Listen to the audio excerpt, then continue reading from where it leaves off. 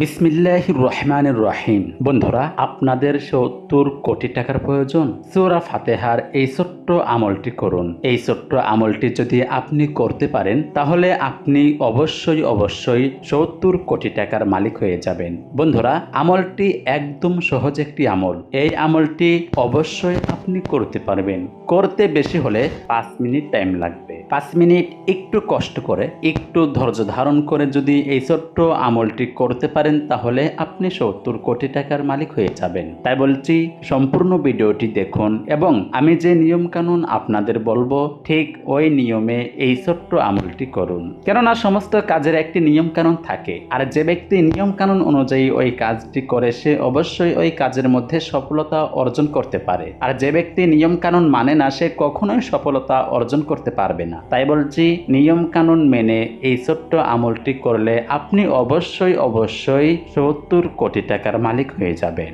বন্ধুরা, আমলটি আপনারা সকলেই করতে পারবেন, অর্থাৎ ছোট বড় ছেলে মেয়ে সকলেই এই আমলটি করতে পারবেন, কোনো সমস্যা নাই। অর্থাৎ যার সংসারে অনেক অভাব, আপনি অনেক টাকা ঋণ, সংসার থেকে অভাব অনটন দূর হচ্ছে না, দুঃখ কষ্ট দূর হচ্ছে না, অসুখ বিসুখ আপনার সংসারে সব সময় লেগেই থাকে, আমি তাদেরকে অনুরোধ করব আপনি এই ছোট্ট আমলটি করে আপনার অভাব অনটনের কথা বলেন, আপনার দুঃখ কষ্টের কথা আল্লাহর কাছে বলেন। দেখবেন এই ছোট্ট আমলটি করার ওসিলায় আল্লাহ পাক রব্বুল আলামিন আপনার সংসার থেকে সকল ধরনের অভাব অনটন দূর করে দেবেন। আপনি যদি কোটি কোটি টাকা ঋণ থাকেন সেই ঋণের টাকা পরিশোধ করার তৌফিক দান করে দেবেন। আপনার সংসারে যদি অনেক দুঃখ কষ্ট থাকে, অসুখ বিসুখ থাকে, সব কিছু আল্লাহ পাক রব্বুল আলামিন আল্লাহর রহমত দ্বারা উঠিয়ে নেবেন। তাই বলছি, একটু কষ্ট করে এই সম্পূর্ণ ভিডিওটি দেখে সুন্দর করে এই আমলটি করুন। এই আমলটি করতে আপনাকে সূরা ফাতিহা জানতে হবে। সূরা ফাতিহা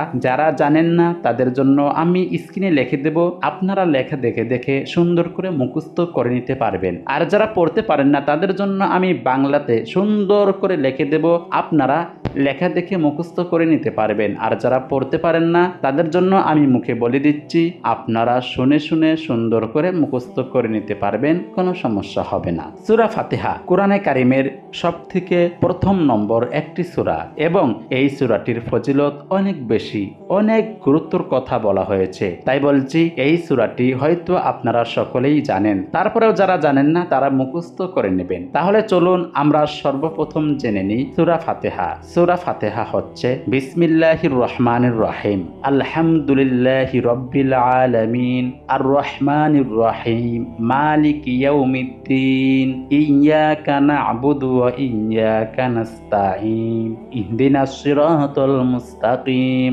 সিরাতাল লাযীনা আন'আমতা আলাইহিম গায়রিল মাগদুবি আলাইহিম ওয়ালাদ-দাল্লিন।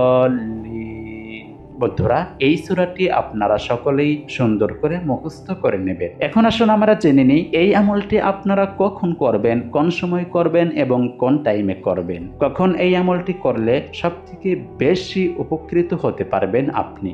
বন্ধুরা, এই আমলটি আপনারা ৩ টাইমে করবেন।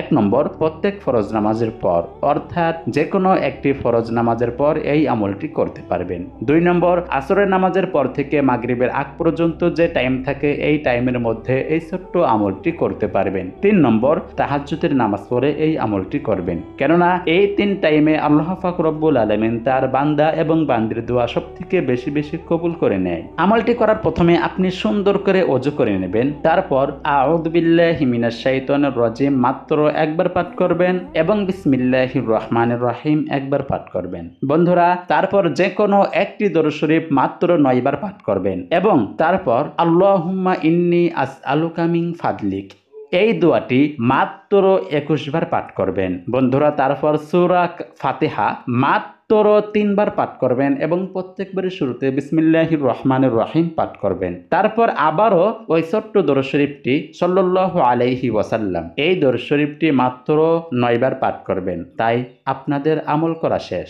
আর এই আমলটি আপনারা মসজিদেও করতে পারবেন এবং বাড়িতে বসেও করতে পারবেন। যাই নামাজে বসে কিবলামুখী হয়ে এই ছোট্ট আমলটি করবেন। বন্ধুরা, এই আমলটি করে আপনি আল্লাহর কাছে অভাব অনটনের কথা বলবেন, আপনার দুঃখ কষ্টের কথা বলবেন, অর্থাৎ আপনি যে সমস্যার মধ্যে থাকেন না কেন ওই সমস্যার কথা বলবেন, দেখবেন এক মুহূর্তের মধ্যে আল্লাহ পাক রব্বুল আলামিন আপনার সকল সমস্যার থেকে সমাধান করে দেবেন। তাই আমরা আল্লাহর কাছে সকলেই বেশি বেশি দোয়া করব, আল্লাহ পাক রব্বুল আলামিন যেন আমাদের সকল মুসলিম উম্মাহের পরিবার থেকে সকল ধরনের অভাব অনটন দূর করে দেয়। আমিন। আসসালামু আলাইকুম ওয়া রাহমাতুল্লাহ।